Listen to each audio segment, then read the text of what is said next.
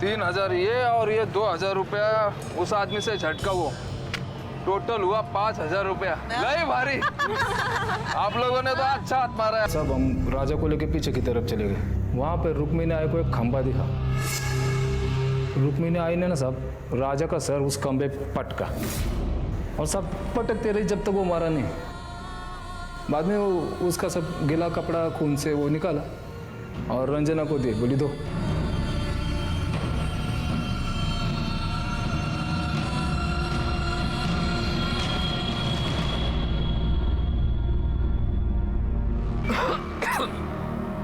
हो गया? हाँ हो गए। चल बड़ा पौध। हाँ देना, भूख लगी बहुत तेज।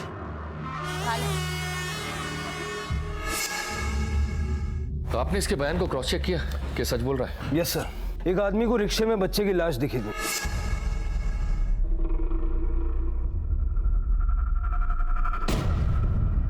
उसी ने कोल्हापुर पुलिस को फोन किया और कोल्हापुर पुलिस ने पंचनामा किया, हमें ये फोटो भेजी।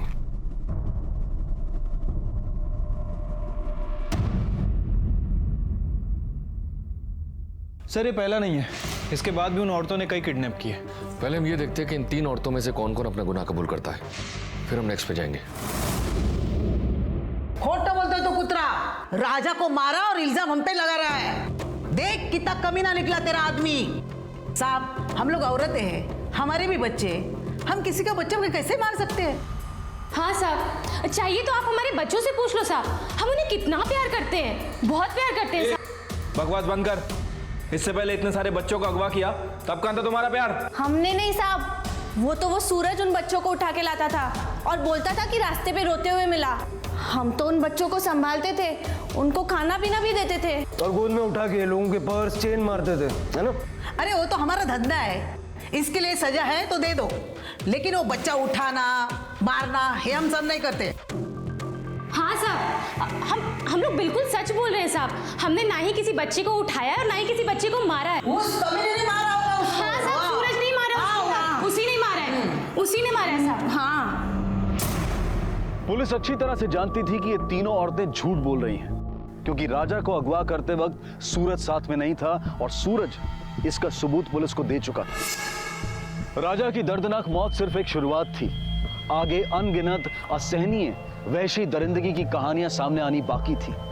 सूरज के बयान के मुताबिक इन तीनों ने 20 से भी ज्यादा बच्चों को मौत के घाट उतारा था। शिरडी पुलिस ने इन्हें चोरी के इल्जाम में गिरफ्तार किया और सजा भी हुई, लेकिन चूंकि राजा की मां ने पुलिस कंप्लेंट नहीं की थी, इसलिए पुलिस को भनक तक नहीं लगी कि मामला सिर्फ चोरी का नहीं बल्कि एक मासूम के कत्ल का भी था। फरवरी 1991 में ये तीनों सजा काट कर बाहर आई और आते ही इन्होंने बच्चों को अगवा करने की कई कोशिशें की, लेकिन इन्हें कामयाबी दिसंबर 1991 में मिली जब इन्होंने मुंबई के थाने से नितिन को अगवा किया और एक और मासूम की जिंदगी दांव पर लग गई।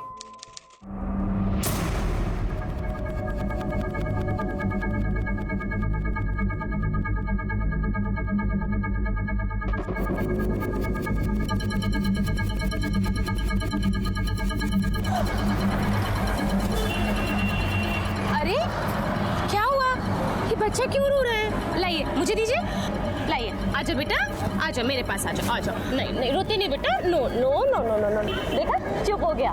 मेरे गोद में आते ही बच्चे चुप हो जाते हैं, नहीं रोते। भूखा तो नहीं है ये? इसको भूख ही लगी, कुछ खाया नहीं है इसने। अरे क्यों नहीं खाया? आप इसको दूध पिलाओ ना। मेरे पास दूध के लिए भी पैसे नहीं है। अरे ऐसे कैसे, बच्चे को भूखा मारोगी क्या? 2 मिनट रुको, मैं दूध पिलवाती हूँ उसको।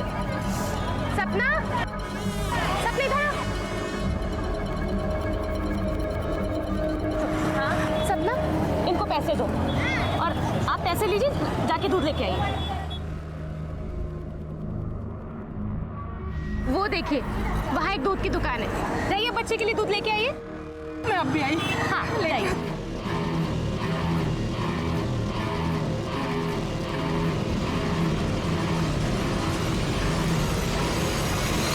उस बच्चे को कब मारा और कहाँ मारा? वो तो मेरे को मालूम नहीं साहब, उस वक्त मैं मेरे काका की मौत पे गांव में था। हाँ पर वो बच्चा 3-4 महीने तक तो इनके साथ रहा होगा। जब मैं वापस आया ना तो मैंने पूछा था, रुक्मिणी आई बोली कि वो बीमार रहता था ना, इसके लिए उसको नासिक के कुंभ मेले में छोड़ के आई है। वो बोली कि तू बच्चे उठा के लाता था। तू बोल रहा है कि वो बच्चे अगवा करते थे। तुम लोग सब लोग मिलकर झूठ बोल रहे हो, पुलिस को गुमराह कर रहे हो। हाँ? अरे नहीं साहब, मैंने किसी बच्चे को नहीं उठाया। सब उल्टा मैं नितिन को वापस लेके आया था नासिक से। मतलब? वो क्या है ना साहब, 3-4 महीने में रंजना को उस बच्चे से बहुत लगाव हो गया था। जब से रुक्मिणी आई उसको मेले में छोड़ के आई थी ना, तब से रंजना बोल रही थी मेरे को बच्चा वापस चाहिए, वापस चाहिए।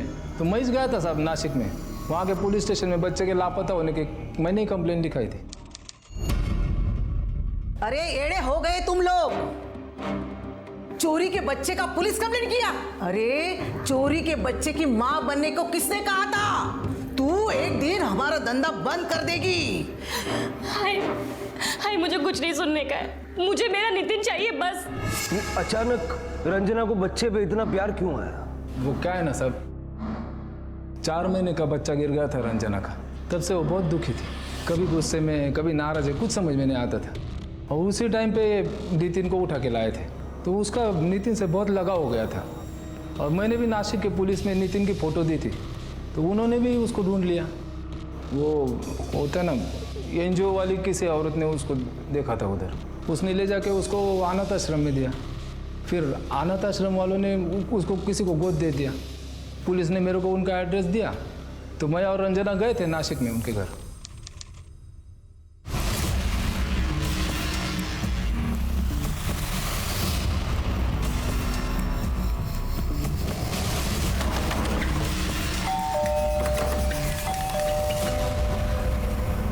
किधर है मेरा नितिन? कौन नितिन? यहाँ कोई नितिन वितिन नहीं रहता। नितिन नहीं रहता? लेकिन कसला आवाज है, कोण आले? नितिन, मेरा बच्चा। अरे कहाँ भाग रही हो? नितिन, नितिन, नितिन मेरा बच्चा। कहाँ घुस के चली आ रही हो? ये मेरा बच्चा है, मेरा नितिन नहीं है। एक मिनट, आप क्या शोर मचा रही है? कौन हो आप? और इसे छोड़िए, मैं पुलिस को बुलाऊंगा, आप शोर मत मचाओ। बुलाओ पुलिस को, मैं नहीं बोलूंगी कि तुमने मेरे नितिन को अपने पास जबरदस्ती रखा हुआ है। हमारे पास लीगली अडॉप्ट किए हुए पेपर्स है इसके, और इसका नाम नितिन नहीं है, इसका नाम कल्पेश है। सब रंजना तो नितिन को छोड़ने को ही तैयार नहीं थी। वो बहुत तमाशा करे, इतना तमाशा किया ना कि सच में पुलिस आ गई। पुलिस भी हमको वही बोली कि उन लोगों ने कानूनी तौर पे बच्चे को गोद लिया है, तो बच्चा उन्हीं के पास रहेगा। पर रंजना नहीं मानी साहब, हमको वकील करना पड़ा। उस वकील का नाम क्या है? कमल जायसवाल। मैंने कितनी मेहनत की थी उन्हें नितिन की कस्टडी दिलाने में। रंजना ने कहा उसका बड़ा बेटा केदार और नितिन जुड़वा है। सूरज ने भी यही कहा। रंजना की स्टेटमेंट में मैंने डॉक्टर को कोर्ट में पेश किया, जिसने रंजना की डिलीवरी करवाई थी। पर कोर्ट में आकर डॉक्टर ने यह कहा कि रंजना को जुड़वा बच्चे हुए ही नहीं, उसने सिर्फ केदार को जन्म दिया था। इसलिए कोर्ट ने उनकी अपील खारिज कर दी। बहुत बेवकूफ बनाया सर उन्होंने मुझे। हैरानी की बात है, एक औरत जिसने इतने सारे बच्चों का खून कर दिया, वो एक पराये बच्चे के लिए कोर्ट तक चली गई। इसी को क्रिमिनल साइकोलॉजी कहते हैं। आप सच बोल रहे हैं सर, क्योंकि दूसरे बच्चों को इतनी बेदर्दी से मारने वाली औरतें जब कभी अपने बच्चों के पास होती हैं तो ऐसे दिखाती हैं कि दुनिया में इनसे अच्छी माँ कोई है ही नहीं।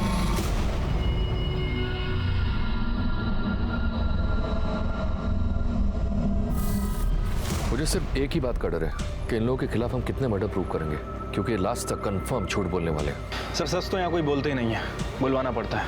और सर ये लोग भी सच बोलेंगे। इतना आसान नहीं है।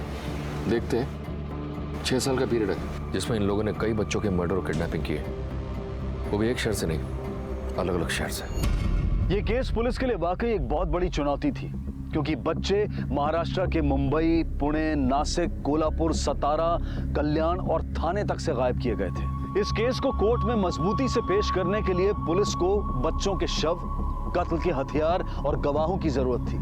और सिर्फ इतना ही नहीं, तमाम संदिग्धों के मौका वारदात पर होने को भी साबित करना था। अगवा और कत्ल किए गए बच्चों की संख्या लगभग 40 थी, जिसमें से पुलिस अब तक सिर्फ 2 का पता लगा पाई। और यह अंदाजा लगाना भी बहुत मुश्किल था कि और कितने मासूम बच्चे इनका शिकार बने, इनकी चपेट में आए। और 4 थे सर। 1993 के मार्च से मई तक रुक्मिणी ने और 4 बच्चों को उठाया था। उसमें से एक पूना का सागर भी था। सपना ने सुगंधा को कल्याण से उठाया था।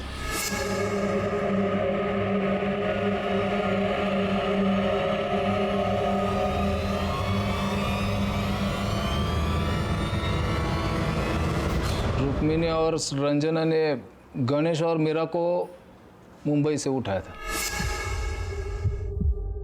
सुनिए ना, थोड़ा पैसा दीजिए।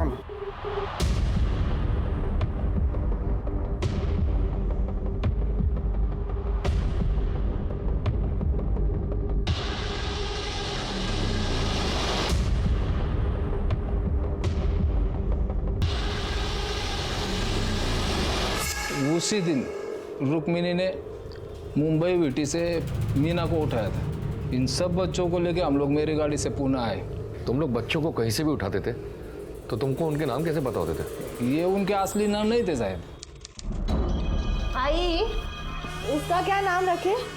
सपना, मेरी पसंदीदा फिल्म सागर है, इसका नाम हम लोग सागर रखते हैं, है ना आई? हाँ हाँ हाँ, सागर रखते चल। इन बच्चों को कुछ 9 महीने तक इस्तेमाल किया सर। उसके बाद बंटी को घाव लग गया और उसकी जख्म कुछ दिनों में सड़ गई। इधर मीना भी बीमारी रहती थी।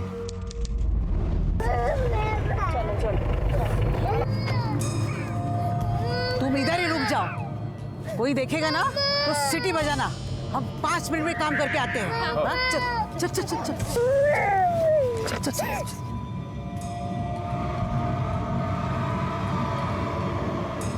मैं काम निपटा दिया। अरे बच्चों को मारना मुर्गी को मारने से आसान है। अब ये इन बच्चों को ठिकाने किधर लगाने का है? चल चल चल चल, आजा बताती मैं।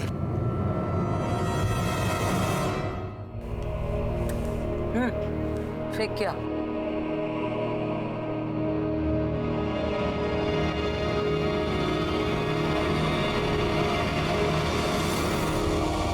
एग्जैक्ट जगह बता, दोनों को कहाँ फेंका था? वो खंडाला गांव के पास एक तालाब है, उसमें। कामले सर। खंडाला पुलिस स्टेशन से पता करो कि ये केस कौन हैंडल कर रहा था। Okay sir.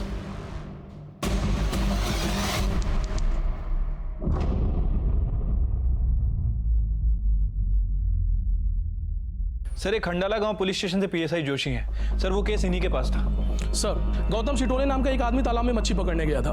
उसे ये बैग मिला था सर। उसने देखा कि बैग में बच्चे की लाश है, तो फौरन हमें फोन किया। हमने वहां आसपास जाकर के चेक किया तो बच्चे की डेड बॉडी से भरा हुआ ये दूसरा बैग मिला था हमको वहां पर। आपने आसपास के पुलिस स्टेशन में इस उम्र के बच्चों की मिसिंग कंप्लेंट चेक की थी? यस सर, लेकिन इन्हें पहचानना मुश्किल था क्योंकि पोस्टमार्टम रिपोर्ट के मुताबिक ये लाश हमें 10 दिन बाद मिली थी। काफी गल चुकी थी और पहचान नहीं होने की वजह से ये केस आगे नहीं बढ़ पाया सर। और पोस्टमार्टम रिपोर्ट के मुताबिक इन दोनों बच्चों की मौत गलत दबाने से हुई है। इसका मतलब है जो सूरज अब तक कह रहा है वो सच है। सूरज की मदद से पुलिस 3 बच्चों के कत्ल को साबित करने में कामयाब थी। बयान के मुताबिक 2 और बच्चों को मारकर नदी में फेंक दिया गया था और मीरा और गणेश अब भी उनके साथ थे। पर जल्द ही गणेश का भी एक मामूली सी वजह के कारण कत्ल कर दिया गया और सूरज के बयान के मुताबिक उसकी लाश को खंडाला घाट के जंगलों में फेंक दिया गया था, जो अभी तक बरामद नहीं हो पाई और पुलिस के पास उसका कोई रिकॉर्ड नहीं था। अब 4 बच्चों में से सिर्फ मीरा बची थी। क्या किया होगा उन्होंने मीरा के साथ? क्या मीरा जिंदा थी या फिर उन्होंने उसका भी कत्ल कर दिया था?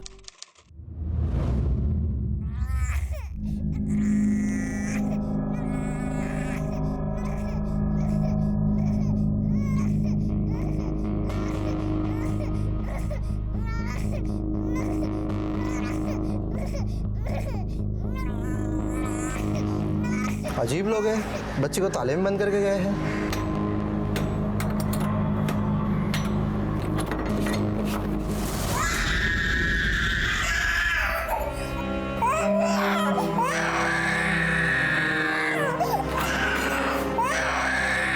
रुक्मिणी के घर में मिली मीरा को पुलिस ने हॉस्पिटल में भर्ती करवा दिया। डॉक्टर्स का कहना था कि उसे बुरी तरह से पीटा गया है। पुलिस ने रुक्मिणी के घर से तलाशी में चोरी का काफी सामान बरामद किया।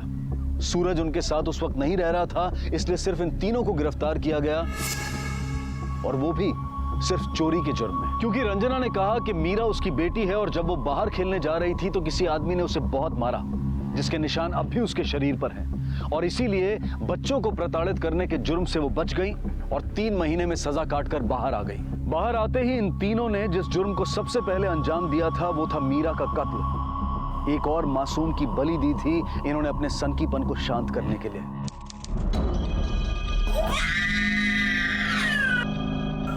ये मीना गला फाड़ के नहीं रोती ना तो हमको जेल नहीं जाना पड़ता। इसी की वजह से 3 महीना काम धंधा बंद है, उसकी सजा जरूर मिलेगी। अरे बेटा, मारुति और तू बाहर खेलो, जा जा जा बेटा जा। ए, तू दरवाजा बंद कर ले।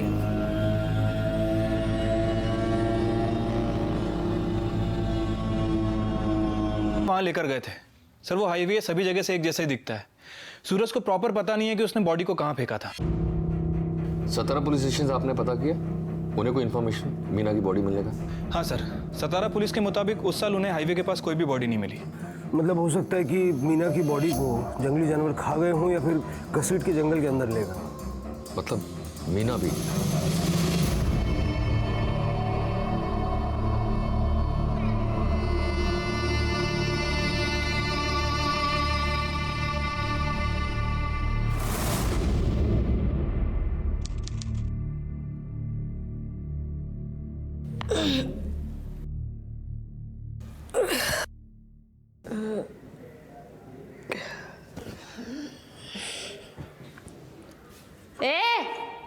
चाय देना। कब से चाय नहीं मिली है, सर दुख रहा है मेरा। क्या हुआ, क्यों चिल्ला रही है? तेरे जैसे लोगों को ना चाय क्या पानी भी नहीं मिलना चाहिए, और चिल्लाएगी ना तो जो मिल रहा है ना वो भी नहीं मिलेगा। जा चुपचाप बैठ जा। हे, अगर आई उठना। ए आई, क्या हुआ? उठ नहीं रही है। ये आई आई आई आई आई उठना, आई उठ, आई उठना, आई आई आई। अरे उठ, अरे कोई है, मेरी आई उठ नहीं रही है। आओ जल्दी, आओ। आई आई आई आई। क्या हुआ मेरी आई को? अरे ये तो मर गई। ये आई। रुक्मणी अपने किए की सजा भुगतने से पहले ही मर चुकी थी। रंजना और सपना को अपनी मां रुक्मणी की मौत का दुख था या नहीं कह नहीं सकते, पर दोनों बहुत शांत हो गई थी। लेकिन अचानक भावना इन्हें छोड़कर न जाने कहां चली गई थी कि इन्होंने अपनी मां की मौत का भी फायदा उठाने की कोशिश की। तुम लोगों ने जो किडनैपिंग और मर्डर किए उसमें से 7 साबित हो चुके हैं। बाकी की किडनैपिंग और मर्डर तक भी हम बहुत जल्दी पहुंचेंगे भाई। अरे साहब, हमने कोई किडनैपिंग नहीं की है, ना ही किसी को मारा है। साहब, ये सारा काम हमारी आई करती थी, वही बच्चों को लाती थी। हम लोग ने तो कुछ नहीं किया है साहब। हाँ साहब, वो करती थी और तुम दोनों मौत का तमाशा देखती थी, है ना? हमारे पास सारे सबूत है कि सारे गुनाहों में तुम दोनों बराबर की हिस्सेदार हो। और हाँ, हम इस बात का भी ख्याल रखेंगे कि जब तक तुम दोनों को फांसी नहीं हो जाती तुम मरने ना पाओ। सर एक मिनट।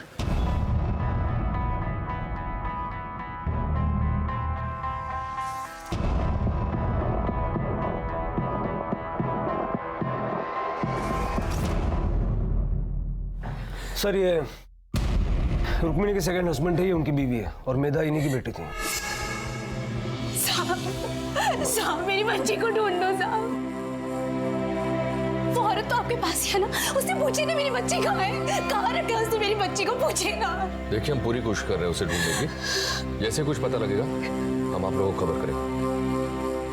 आप अपने आप को संभालिए। सर, क्या आपको लगता है कि इन लोगों ने मेधा को अभी तक जिंदा रखा होगा? लगता तो नहीं है, पर जब तक सूरज से ये पता नहीं चल जाता कि उन लोगों ने वाकई मेधा के साथ कुछ गलत किया है, तब तक उन्हें बता भी नहीं सकते।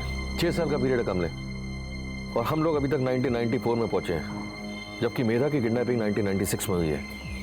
यानी कि तब से लेकर अब तक पता नहीं और कितने बच्चों की किडनैपिंग और मर्डर हुआ होगा।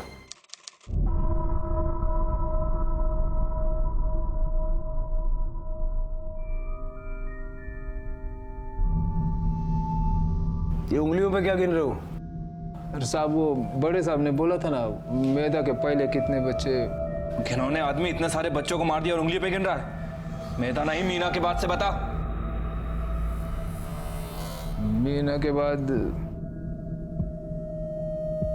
के बाद सुरभि थी साहब।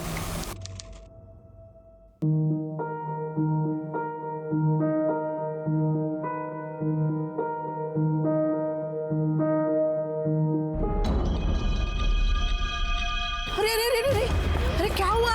तबीयत ठीक नहीं है। तबीयत ठीक नहीं? पानी। अरे जा जा जा जा जा पानी लेके जा, पानी लेके। मैं पानी लेके आती हूँ। हाँ हाँ बेटा आपकी आजी की तबीयत ठीक नहीं है। हाँ चलो हम लोग पानी लेके आते हैं। अच्छा अच्छा। सुरभि को तो साहब 2 हफ्ते बाद ही मार दिया था। क्यों? सुरभि को इस्तेमाल नहीं किया चोरी के लिए? कैसे करते साहब, 24 घंटा रोते रहती थी। रुक्मिनी मेरे को बोली भी थी उसको संभाल करके। मैं उसको साइकिल पे घुमाता था, बिस्किट खिलाता था, कोई फायदा ही नहीं हुआ। ये 1 मिनट चुप नहीं बैठती थी। तो एक रात को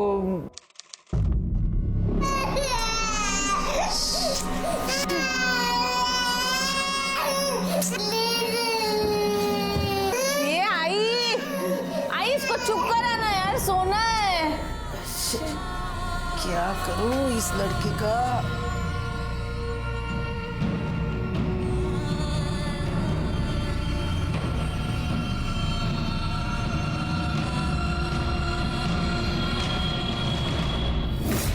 मासूम बच्चों को मारने की बात ऐसे बोल रहा है जैसे कुछ हुआ ही नहीं है।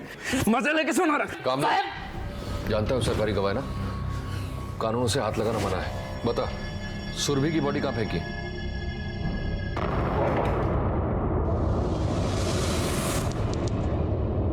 कमले साहब, बच्चे की डेड बॉडी हमें इस जगह पर मिली थी और इस जगह के मालिक ने ही पहले डेड बॉडी को देखा था। उसी ने हमें इन्फॉर्म किया। इस उम्र के किसी बच्चे की कोई मिसिंग कंप्लेंट नहीं थी हमारे पास, इसलिए पोस्टमार्टम रिपोर्ट आने के बाद हमने उसका दाह संस्कार कर दिया था। बच्ची की पोस्टमार्टम रिपोर्ट में क्या आया? उसकी मौत की वजह क्या थी? पोस्टमार्टम रिपोर्ट के मुताबिक उसके सर में 2 फ्रैक्चर था और ब्रेन हेमरेज की वजह से उसकी मौत हुई थी।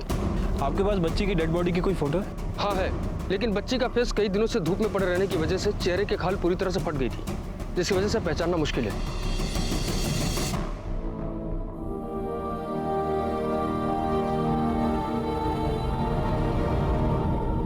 सुरभि के कत्ल के बाद रुक्मिणी ने घर बदलकर और बेहतर घर ले लिया था। घर बदला था लेकिन वैसी मानसिकता नहीं। नए घर में नए तरीके से कत्ल का सिलसिला शुरू हो गया था और कत्ल करने का तरीका और भी दर्दनाक। मासूम बच्चों का कत्ल करना मानो उनका शौक बनता जा रहा था। यह केस इस कदर घिनौना था कि पुलिस भी आहत दिखाई दे रही थी, लेकिन भावनाओं में न बहकर अपने फर्ज को निभाने की लड़ाई लड़ रही थी, क्योंकि मासूम बच्चों के कत्ल की कहानी खत्म होने का नाम ही नहीं ले रही थी। सूरज ने एक और किडनैपिंग और मर्डर के बारे में बताया, और ये कत्ल पिछले किए गए मर्डर से भी बेरहमी से किया गया। बच्चे का नाम अमर था। अमर?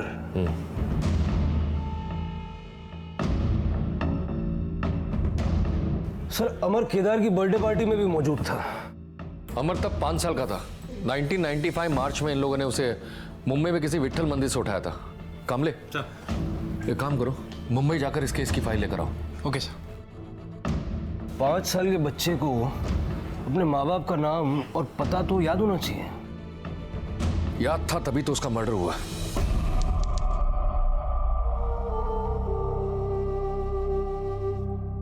तू मेरे साथ गोटी खेलेगा? ये सब मैं नहीं खेलता। मैं मेरे दोस्तों के साथ क्रिकेट खेलता था। पता है, मेरे घर के सामने बहुत बड़ा ग्राउंड था और पापा के पास भी बहुत बड़ी गाड़ी भी है। वो मुझे रोज चॉकलेट देती थी। यहाँ तो कुछ भी नहीं मिलता। तुम अपनी आजी आई को बताओ ना, वो मुझे पापा के पास वापस भिजवा दे। चल उठ, यहाँ क्या कर रहे हैं? उठ, चल अंदर। मुझे मेरे मम्मी पापा के पास जाना है। मम्मी पापा के पास? चल अंदर, चल चल अंदर। मम्मी पापा के पास जाएगा? चल। अमर ने अपने पड़ोसियों को भी अपने घर परिवार के बारे में बताया था, और जब रुक्मिणी को इस बात का पता लगा तो उस बच्चे का इस दुनिया में वह आखिरी दिन था।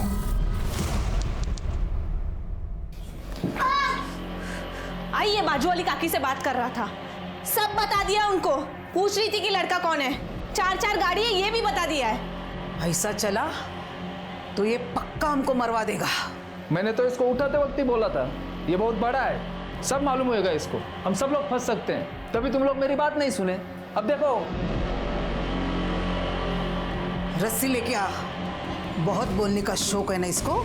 आज मैं उसकी आवाज ही बंद कर देती हूँ।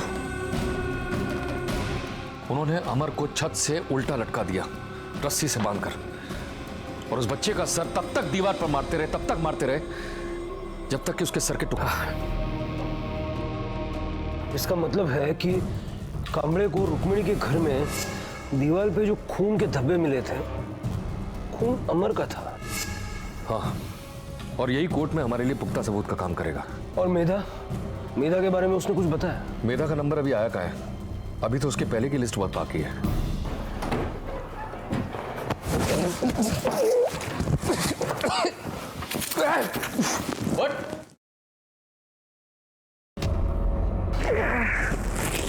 सरकारी गवाह है तू, सरकारी दामाद नहीं, समझा? जो इधर आराम से सो रहा है। चल बोल, अमर के बाद कौन कौन था और कितने बच्चे थे? सब थोड़ी चाय मिलेगी? चाय आ रही है, जब तक चाय आती है आगे बोल। साहब, अमर के बाद में थाने के एसटी स्टैंड से 1 साल की बच्ची को उठाया था। उसका नाम सोनाली रखा था। बच्ची पहले से ही कमजोर थी साहब, हमेशा बीमारी रही थी। ये ले इसकी दवाई, खिला दे इसको। कितने की लाई दवाई? 320। क्या 320 की दवाई? अरे 3 रुपए नहीं कमाई इससे, आते ही बीमार बीमार बीमार, उल्टा 1000 रुपया खर्चा हुआ इसके ऊपर। इसे पालने से क्या फायदा? आई अब तो पालने के लिए पैसा भी नहीं बचे। 2 महीने से हम लोग काम पे नहीं गए, और तो और मैंने अपने बच्चे के लिए एक नया कपड़ा नहीं खरीदा। ऐसे कैसे चलेगा आई? एक काम करते, सूरत चलते, उधर बहुत पैसे वाले लोग हैं, उधर हाथ सफाई कर लेंगे। हो आई? हाँ? सूरज को बोल गाड़ी तैयार रखने को। मेरी गाड़ी में कुछ प्रॉब्लम हो गया था सब, तो उसको गैरेज पे डाला था रिपेयरिंग के लिए। तो हम लोग प्राइवेट गाड़ी किए और सूरत चले गए। वो सोनाली बहुत बीमार थी साहब, तो चोरी करने के लिए बच्चे की ज़रूरत तो थी, इसलिए सोनाली को भी साथ में लेके जाना पड़ा।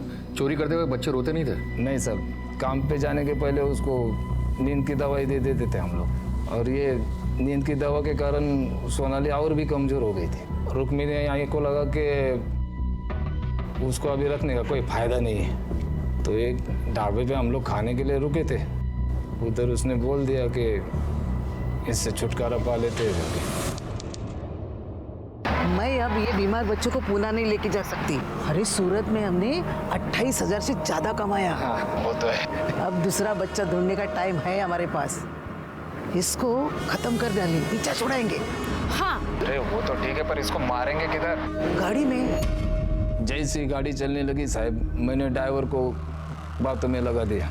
मैंने पिक्चर की बातें चालू कर दी साहब, वो भी एकदम मज़े से बातें सुनने लगा, बात करने लगा। तो मैंने पीछे की सीट पे बैठी हुई रुक्मिणी आई को इशारा कर दिया। उसने सोनाली को पैर के पास रखा और पैर से उसका गला दबा दिया। बगल में बैठी रंजना और सपना ये सब देख रही थी साहब। बाद में रुक्मिणी ने मेरे को इशारा किया, काम हो गया करके। तो कुछ देर गाड़ी चलने के बाद मैंने ड्राइवर को बोला गाड़ी रोक, पेशा हो जाने का।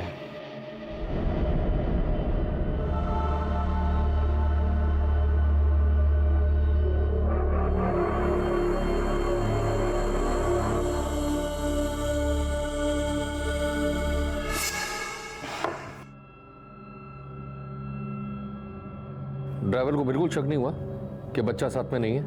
कैसे पता चलेगा साहब? वो तीनों माँ बेटी इस काम में ये एकदम चालू है।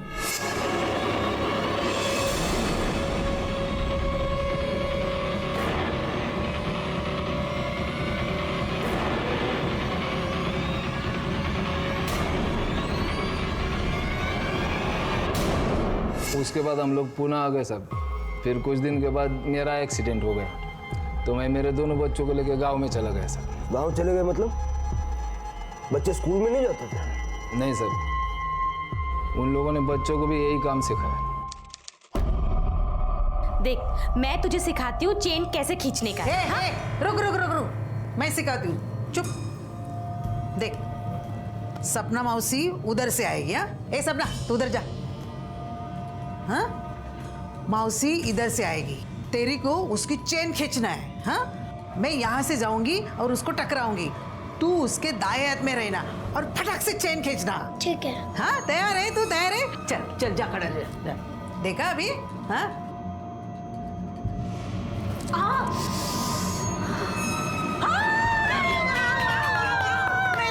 मेरा लाल, ये मेरा नाम रोशन बन करेगा मेरा बच्चा। देख फटक से काम किया उसने। देख मैंने बोला था ना ये मेरा बच्चा। रुक्मिणी को कभी लगा नहीं कि जो वो कर रही है वो गलत है? उससे बच्चों को पढ़ाना चाहिए, कुछ बनाना चाहिए, बजाय इसके कि चोर बनाया। तुमने कभी उसको समझाने की कोशिश नहीं की? उधर सिर्फ रुक्मिणी आई के चलती थी और वो बोले कि वही करना पड़ता था। ये छोड़, ये बता सोनाली के बाद। सोनाली के बाद तो मैं गांव में चला गया था सर, लेकिन उधर से मैंने फ़ोन किया था तो रंजना ने बोला था कि उसके बाद उन्होंने और 2 बच्चों को उठाया। लेकिन जब मैं 3 महीने के बाद वापस आया तो मेरे को घर में कोई बच्चा नहीं दिखा सर। सुन, मैं जब गांव में था तब तुम लोगों ने 2 बच्चे उठाए थे। किधर है? जहाँ बाकी सारे बच्चे जाते हैं उधर ही। मालूम है, पहले उनसे खूब काम लिया, फिर तुम्हारा ठिकाने लगाने वाला काम मैंने किया। आई मेरे से ना बहुत खुश हुई। देखना कितनी जाड़ी चेन दी है मेरे को। अच्छा, मजे है तेरे। कौन बोला आपको ये सब साहब? मैंने किसी बच्चे को नहीं मारा और मैं ऐसा काहे को करेगी साहब? और नहीं मैंने किसी को फेंका है। ये सारा काम मेरी आई करती थी साहब। उसके सामने किसी को बोलने की हिम्मत नहीं थी। रंजना, ये वो बच्चे हैं जिन्हें तुमने मार दिया। देखो कितने मासूम हैं, इतनी बेरहमी से मार दिया तुमने उन्हें। साहब मैं काहे को किसी को देखेगी? मैंने बोला ना कि मैंने कुछ नहीं किया साहब, और मेरा इन बच्चों से कोई लेना देना नहीं है साहब। तुम्हारे लेने देने का प्रूफ है हमारे पास। अगर तुम ये 2 मर्डर कबूल कर लोगी तो हम तुम्हारे बच्चे तुम्हारे साथ रहने देंगे, वरना मजबूरन हमें तुम्हें तुम्हारे बच्चों से अलग करना पड़ेगा। उधर ही भेज दो साहब। वो संस्था वाले ना मेरे बच्चे का बहुत अच्छे से ध्यान रखेंगे। उधर ही भेजो साहब। हाँ। रंजना और सपना इतनी शातिर अपराधी थी कि पुलिस की कोई भी चाल कामयाब नहीं हो पा रही थी। उन दोनों में से किसी ने भी उन 2 बच्चों की किडनैपिंग और कत्ल को कबूल नहीं किया जो उस समय किए गए थे जब सूरज गांव में था। 9 बच्चों के कत्ल सामने आ चुके थे, लेकिन अब तक सिर्फ 4 बच्चों के कत्ल के पुख्ता सबूत मिले थे। अपराध की 6 सालों की खोज खबर लेती पुलिस मेधा तक पहुंच गई थी। मेधा उनका आखिरी शिकार थी। क्या मेधा का भी खून कर दिया गया था, या रुक्मणी ने अपनी सौतेली बेटी को कहीं छिपा दिया था या बेच दिया था? आखिर कहां थी मेधा और क्या हुआ था उसके साथ? मेधा को तो उसी दिन मार दिया था साहब, जिस दिन उसको घर से लेके आए थे। कैसे मारा? जिस दिन रंजना और सपना उसको धर्मशाला में लेके आई, उसी वक्त हम लोगों ने सामान बांध के वहां से निकले। जिंदगी में इतने केस देखे, लेकिन इंसान का ये रूप नहीं देखा। बच्चों को इतनी बेदर्दी से मारा है सालों ने। अब क्या करें? सबके सबूत तो नहीं मिल पाएंगे। जितने सबूत इकट्ठे कर सकते उतना करेंगे और जल्द से जल्द कोर्ट में चार्जशीट फाइल करेंगे। हमारी जिम्मेदारी बनती है कि इन औरतों को फांसी की सजा दिलवाना, और मुझे नहीं लगता कि कोर्ट इन पर जरा सी भी दया दिखाने वाला है। इनकी चार्जशीट पड़ी तब मैं खुद डर गया। पहले मेरे घर पे फोन करके मैंने मेरे बेटे की सलामती पूछ ली। इन दोनों बहनों ने जिस क्रूरता से ये कत्ल किए हैं कि ये दया के पात्र है ही नहीं। जून 1990 से लेकर 1996 तक इन 6 सालों में इन्होंने अपने अपराधों को एक के बाद एक अंजाम दिया। लेकिन अफसोस की बात यह थी कि इन 6 सालों में पुलिस सिर्फ 5 बच्चों को ही न्याय दिलवाने की अपील कर पाई। बाकी सबूतों के अभाव में साबित नहीं हो पाई। चोरी चकारी करने वाली इन औरतों ने कातिल बनकर विभत्स से विभत्स कत्ल करने के उदाहरण को भी पीछे छोड़ दिया। मासूम बच्चों को गला दबाकर दीवार पर, खंबे पर पटक कर, और वो भी तब तक जब तक उनके सर के टुकड़े ना हो जाएं, और पत्थर से उनका सर कुचलकर उन बच्चों की जान ले ली। इनकी दरिंदगी, इनकी क्रूरता के लिए अदालत ने बिना रहम खाए इन्हें फांसी की सजा सुनाई। उच्च न्यायालय ने इन दोनों बहनों को एक ही जेल में भेजा, और वहां जेल में भी इन दोनों ने अपनी सत्ता कायम करने की कोशिश की। इस घटना के बाद 2 बहनों को अलग कर दिया गया, लेकिन ये मुसीबत जैसी की तैसी बनी रही और मानव अधिकार संगठन इनकी पैरवी के लिए आगे आए। लेकिन जब उन्होंने इनकी चार्जशीट पढ़ी, इनके अपराधों को पढ़ा, तो उन्होंने भी अपने हाथ पीछे खींच लिए।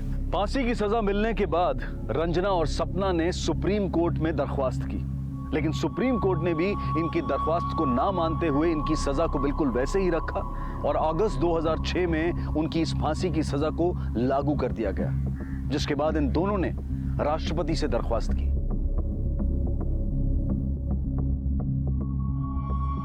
इनके अपराध इतने भयानक थे कि राष्ट्रपति ने भी इनकी दरख्वास्त को खारिज कर दिया, और आज ये दोनों बहनें अलग अलग जेल में अपने आखिरी पल का इंतजार कर रही हैं। आज भी रंजना के बच्चे केदार और मारुति जेल में इनसे मिलने आते हैं। जब भी आपको किसी गलत काम को करने में खुशी मिले तो रुककर गंभीरता से सोचें, क्योंकि यह आपके अपराधी बनने और जेल की सलाखों का बुलावा है। इसी विचार के साथ अब मैं अनूप सोनी आपसे विदा लेता हूं।